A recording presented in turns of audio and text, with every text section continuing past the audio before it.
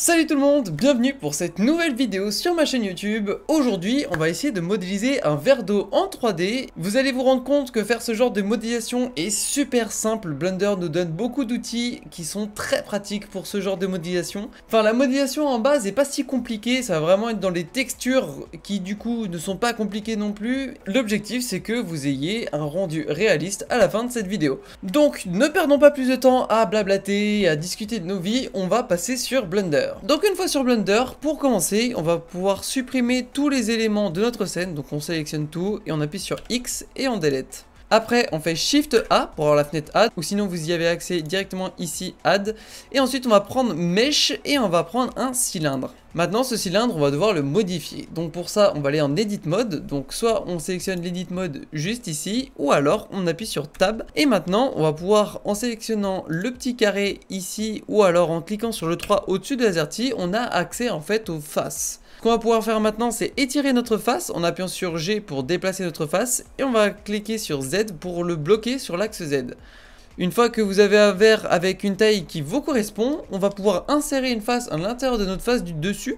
Donc on appuie sur I pour insérer une face. Et maintenant, on va choisir en fait l'épaisseur de notre verre. Donc moi, je vais prendre quelque chose à peu près comme ça, voire même un peu plus petit. Voilà, comme ça me paraît plutôt bien. La 3D, c'est beaucoup de retouches. Il n'y a pas de mathématiques précises à mettre des 0, quelque chose.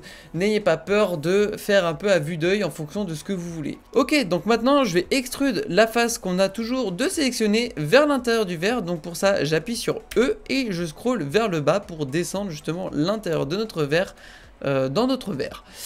Donc là je vois plus trop, donc j'ai confirmé et ensuite je vais appuyer sur G et Z pour voir à peu près la hauteur. Vous voyez qu'on peut dépasser du verre et il faut pas faire ça parce que c'est un peu bizarre.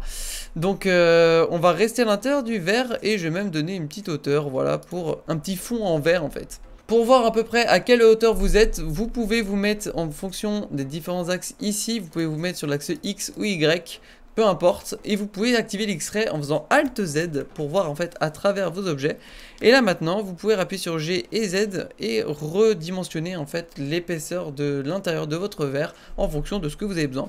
Donc moi je vais laisser à peu près comme ça pour avoir un petit morceau de verre en dessous qui donne un peu d'épaisseur. Et maintenant ce que je vais faire, c'est que je vais activer le modifieur subdivision surface. Donc on retourne en Object Mode, donc on appuie sur Tab si on Edit Mode, ou sinon on peut y avoir accès en recliquant là Object Mode. Et maintenant ce qu'on va faire, c'est qu'en cliquant sur la petite clé à molette ici, on va rajouter un modifieur et là on va sélectionner le subdivision surface. Pour ceux qui ne savent pas, le subdivision surface permet de lisser notre objet tout en rajoutant des faces. Donc là on va pouvoir augmenter le niveau du subdivision surface, 3 ça me paraît ok.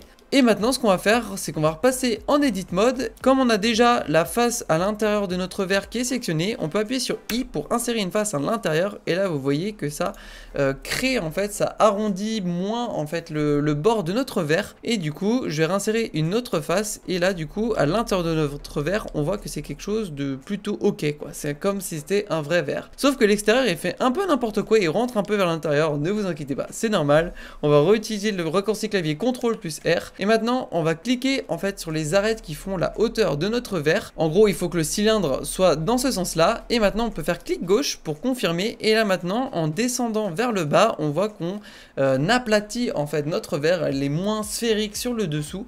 Et c'est le rendu qu'on veut. Donc on va l'aplatir un petit peu comme ça. Et on peut faire pareil sur le dessus. Donc CTRL R. Et on sélectionne bien une des arêtes qui font la hauteur de notre verre et on le monte vers le haut. Voilà. On peut aussi faire ça à l'intérieur de notre verre, donc CTRL R. On le monte légèrement pour donner un peu d'épaisseur à notre verre. Et on peut faire pareil pour le bas, CTRL R, et on le réduit légèrement.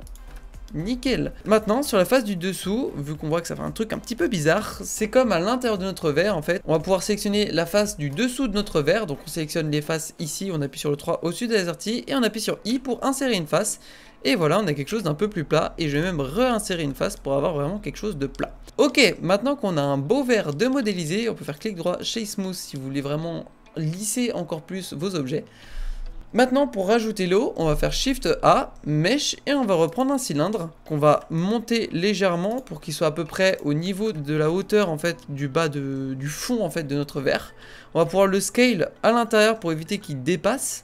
et on va pouvoir l'ajuster à peu près jusqu'au niveau du bas de notre verre. Voilà, comme ça me paraît plutôt bien. Et maintenant, ce qu'on peut faire, si vous voulez monter un peu le niveau de l'eau, vous pouvez sélectionner la face du dessus de notre eau, et on fait GZ pour monter un peu le niveau de l'eau.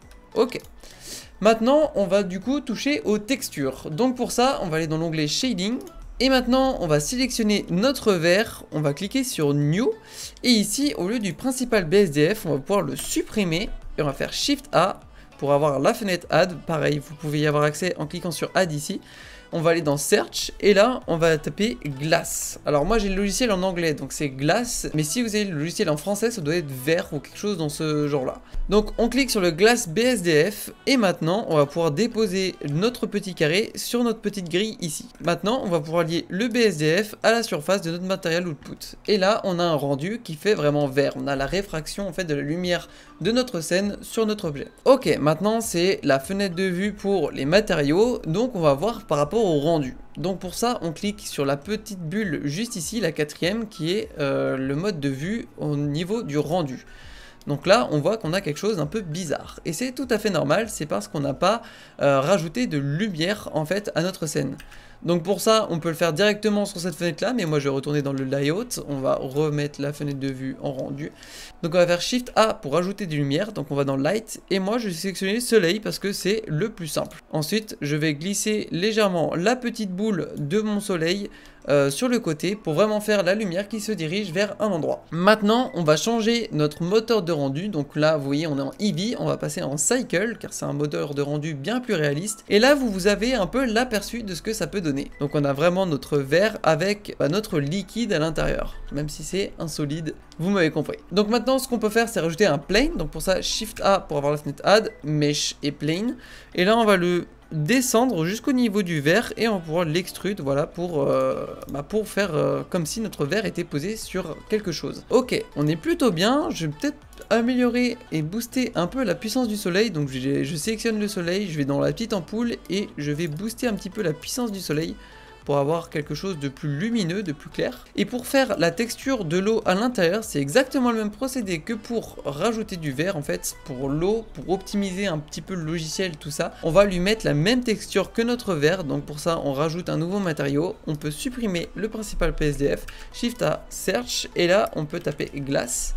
Hop, et on reglisse dépose dans le matériel output. Comme ça, on a de l'eau dans notre verre. Bien sûr, si vous voulez changer la couleur de l'eau, vous pouvez juste ici sur Color, mettre une couleur autre en fait, qui pourrait penser à de l'eau ou une boisson que vous aimez bien, une petite grenadine fraise par exemple. Voilà, vous avez votre grenadine de dispo.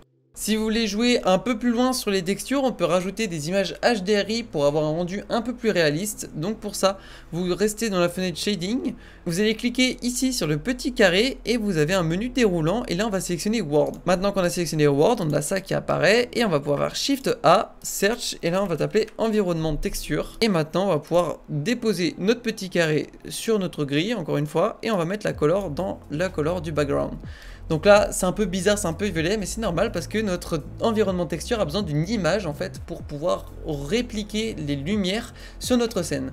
Donc on va appuyer sur Open, et maintenant dans votre ordinateur vous pouvez récupérer des images HDRI. Donc il y a plein de sites internet qui existent pour récupérer des images HDRI. On va pouvoir grâce à ça supprimer notre soleil, et voilà, maintenant vous savez comment faire un verre réaliste avec un liquide à l'intérieur. Alors pour les sites internet qui proposent des images HDRI, en fait les images HDRI c'est des images 360, et les sites internet qui proposent, vous avez par exemple Polyhaven qui est vraiment celui que j'utilise tout le temps, et ça vous permet d'avoir des images de très bonne qualité et avoir ce genre de rendu très pro.